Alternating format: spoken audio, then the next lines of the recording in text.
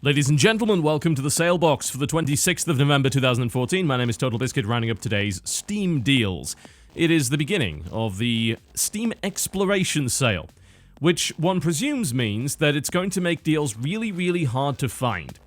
And that would be exactly what it is. The Steam front page is a mess! What is this thing?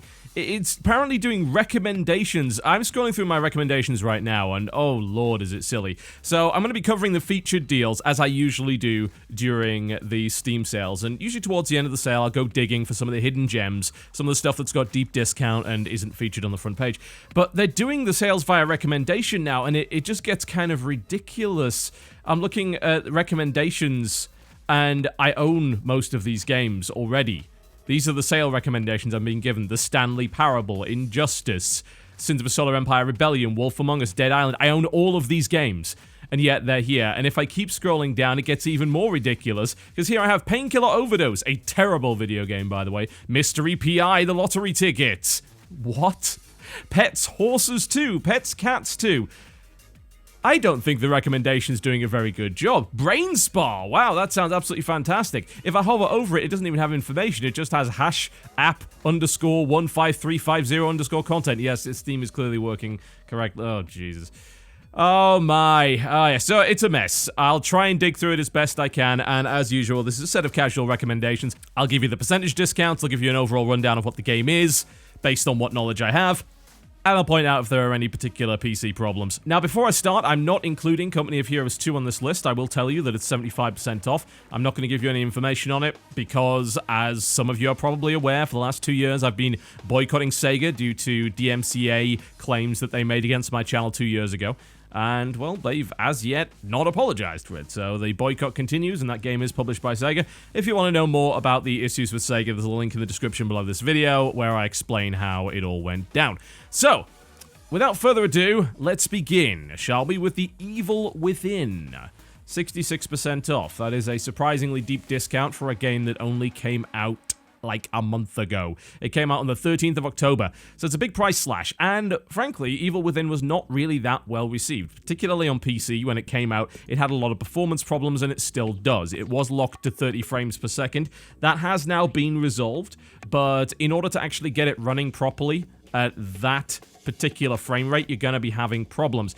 It should also be noted that it doesn't have a proper SLI profile either. You can make it happen if you use the NVIDIA Inspection tool. It's called NVIDIA Inspector. You can find that on Google very easily. That's a way of sort of jury-rigging a couple of SLI profiles to try and make the game work properly. You can research that, just bear in mind that won't necessarily work all the time. A lot of the NVIDIA Inspector stuff is very much piecemeal, and more often than not, it's not 100% reliable. The fact that they still don't have an SLI profile for Evil Within just kind of boggles my mind. I don't know what the hell's going on with that. But it's definitely a problem, and Evil Within has plenty of port issues. A lot of people just didn't like the game either. They were hoping for some good survival horror, and they didn't really get that. You end up with far too many weapons towards the end of the game, and it just turns into yet more survival action. I personally have not played it, so I can't give you a recommendation one way or the other. All I know is that the PC port had a laundry list of problems, many of which you can find the solution to, or at least the description of, over on PCGamingWiki.com. Go to MMO Simulator, 50% off. So they've added a bunch more content to Goat Simulator. Everyone knows, I think, at this point that I hate Goat Simulator. I'm going to be honest, though. What I've seen from Goat MMO Simulator, which is a free expansion, seems to have resolved some of the problems that I had with it, in the sense that, frankly, the joke got very thin very fast, and there wasn't really a great deal of interaction to be had within that sandbox. They've added a huge amount of new content to the game, and they've put a great deal of effort into diversifying things, and also made things just a hell of a lot more interesting, by the looks of it. So I think I'm going to have to revisit this, frankly. A lot of people already love Goat Simulator. Personally, as I said, I just find the whole thing to be daft. But with this addition of new content, it's actually a little bit easier to recommend it. If you are looking for a physics sandbox that is ridiculous in every possible respect, and you happen to have some kind of history with MMOs, so you can actually get most of the jokes, then you're probably going to find a decent amount of things to like within Go to MMO Simulator, although it is the kind of thing that you'll probably run through within a few hours and get somewhat bored of. Regardless, for $5, it's a few hours of silliness, and it does have a nice co-op mode available as well, although it is local only, so just bear that in mind. Civilization Beyond Earth, 30% off. Not exactly a deep discount, but the game has only been out for a month now. So if you were thinking of getting it, this is a nice little bit of the cost shaved off it. I gave my opinion on it, and frankly I said, look, it's okay, it's solid, but it doesn't really differentiate enough from the pre-existing Civilization games for me to thoroughly recommend it. Simply because if you haven't played Civ 5 Brave New World to death, I don't really see a reason to get Beyond Earth over Brave New World. It just doesn't really add all that much from a mechanical standpoint, and you could argue that it takes away a great deal in terms of historical context and the sort of personality that could be found within the Civilization series. If you are desperate to go to an alien world and basically play Civ 5 there with, frankly, not all that many meaningful mechanical changes, then by all means, feel free. It's not like Beyond Earth is a bad game. It's just that it doesn't take enough steps forward from Civilization 5, and in many ways takes steps back, which is really not what you want from a brand new full-priced release there. This is the sort of thing that could have very easily been a mod. Been a very detailed mod, like, say, Fall from Heaven 2, but a mod nonetheless. And if you played Alpha Centauri, you're probably going to find that a lot of the really interesting departures that Alpha Centauri did from the Civilization series, including the ability to design your own units, are pretty much gone now. So, it's a hard sell, I think, unless you're really into the setting. Watch Dogs, 50% off, the most hyped game of the year, and one of the most disappointing games for many people of the year as well. Watch Dogs, unfortunately, has a bunch of PC-specific problems, which is not particularly great. I mean, it was supposed to look amazing on PC, and frankly, it didn't look anywhere near as good as the E3 footage. There are some mods available that will make it look better and can affect the performance, but frankly, Watch Dogs is still shaky to this day, and it's mostly forgotten at this point. This year, we've had 4 Ubisoft games released with very similar formulas. The idea of open world, activity-strewn action with a fairly bloody dull protagonist. I've got to say, Aiden Pierce is really boring and frankly, morally reprehensible, but not in an interesting way.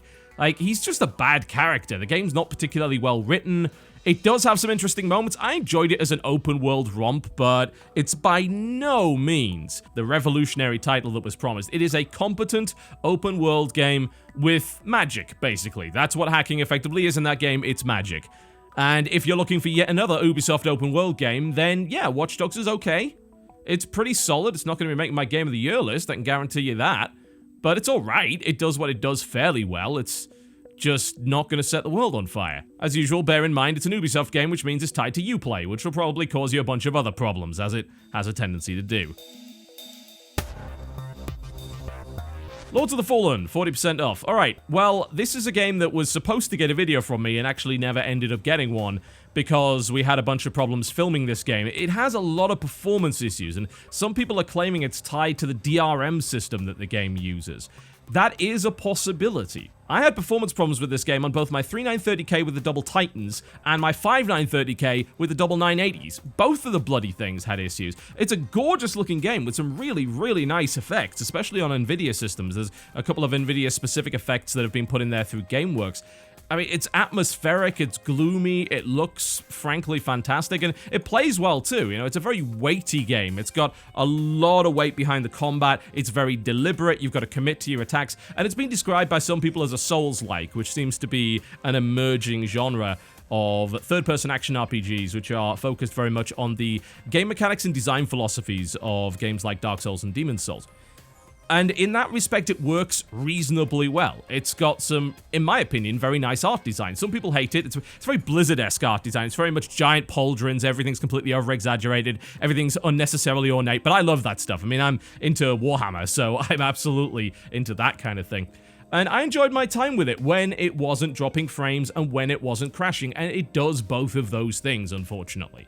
So I would still hold off on this one, I'm afraid, because I do not believe they have managed to patch all of that. They did announce a couple of patches for the next few days, so you might want to kind of keep an eye out for that and see if they do an encore sale for this, but you are taking a risk in that respect. Thing is, there's probably going to be a Christmas sale as well, and I imagine that Lords of the Fallen will be on that too. Let's be honest here. This is kind of a weird sale that's going to be repeated, I imagine, fairly quickly. So, as a game, it's pretty good. Performance-wise, I find it hard to recommend in its current state, and it's certainly the sort of thing that I would keep an eye on the patch notes for, and of course the forums, to see whether or not it ends up being any better from a performance standpoint. And then I'd say, yeah, you know, for a discounted price, if you're looking for a Souls-like game that isn't quite as punishing, but is nonetheless enjoyable and satisfying, then yes, Lords of the Fallen is that. Don't Starve, 75% off. Well, this is a 2D survival game by Clay, which tasks you to do what it says on the tin, don't starve. And involves collecting resources, building things up, and eventually discovering strange new technologies. It's got a very Lovecraftian thing going on with it, and Clay's extremely unique aesthetic. I personally was not a huge fan of it. My wife loved this damn thing to death. It probably helps that she was a lot better than me at it, but I've never really been too much into survival games, but I recognize that what Don't Starve does is fairly unique in the survival genre. It's also one of the only finished survival games, so there is that to consider there. So if you like the idea of being dumped in the middle of nowhere with absolutely no resources and having to craft your way to survive and eventually discover strange new technologies, portals to other worlds, and all sorts of other crazy stuff, then yeah, Don't Starve has a lot going for it. The DLC, Reign of Giants, is also available with a discount. You can buy them together for a 66% off overall discount, which actually doesn't save you money. At least not under US prices anyway. But if you're a glutton for punishment and frequently restarting your game, then Don't Starve is very unique within the survival genre. It's unique in the fact that it's actually good.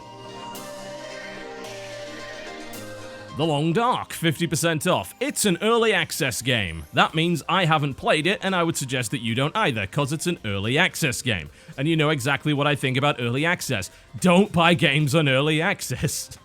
It really is that simple, honestly. There's plenty of other games that are actually finished that you could try.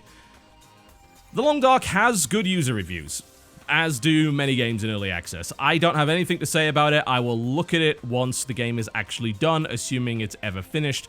But just bear in mind, it's an early access game. You get exactly what you pay for. Do not expect the game to ever be finished. It may implode. Everyone might run off to Tahiti with all of their dirty early access money. It's all entirely possible.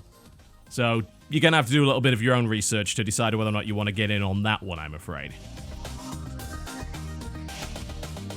And finally, Counter-Strike Go, 50% off. It's pretty damn hard not to recommend this one, because Counter-Strike Go is one of the best team-focused shooters currently on the market. And with a discount, of course, it is even better. Should I have to tell you what Counter-Strike is all about? Well, let me put it this way. Let me give you a little bit of a different spin on it, because I think everyone knows what Counter-Strike is. And a lot of people are intimidated by Counter-Strike. I was as well. But the cool thing about Counter-Strike Go is it's got a bunch of more casual modes that I find very enjoyable. Like it's got a deathmatch mode, where you can select to have randomly generated weapons, and you get like a bonus weapon every once in a while that you can respawn with to gain extra points. That's a really, really fun mode. I like playing that. There's also an arms race mode, where you will go through various guns. It's like gun game in different FPS, and that's a lot of fun. They just updated that to actually be an even better system. And they have demolition mode and sort of casual modes where you get automatic armor and you have to deal with less of the crazy Counter-Strike stuff. Yeah, I mean, I'd absolutely recommend Go to pretty much anybody, even if you don't want to play the main mode. I never play the main mode. I just play arms race and deathmatch, and it's awesome. What I will say is their latest campaign that they've made, Operation Vanguard, which is a bunch of community-made maps and also gives you a bunch of missions on these maps in order to unlock items and crates. Not great value, and I don't like the fact that the missions are restricted based on time either. You can't just crack through the missions, you have to wait for a cooldown, which is very mobile-esque, and also the fact that you pay for missions which then give you crates which you then have to pay to unlock is a little bit skeezy. I think the reason that they restricted the number of missions you could do on a daily basis was so the market wasn't flooded with items, but I don't care about the market. I've never engaged in the market, and it's just weird to see something that I and probably the vast majority of people that play that game do not engage in, affecting the gameplay and affecting the pacing of this campaign mode, especially when you have to pay extra for these kind of little side campaigns that let you play more missions on a daily basis. That is very, very dodgy. Alternatively, just don't buy that and problem solve. There you go. You know, it's still a great game in and of its own right. All right, folks, that's me done for the day. Thank you very much for watching the Salebox. I will attempt, I cannot promise, but I will attempt to do one of these every day as long as the sale goes on, and I'll attempt to get it out on the same day, if at all possible. Please bear in mind that all of the prices and percentages that you see on this show may very well be changed by the time you see them because Valve likes to alter things at random for no apparent reason. I'll see you next time.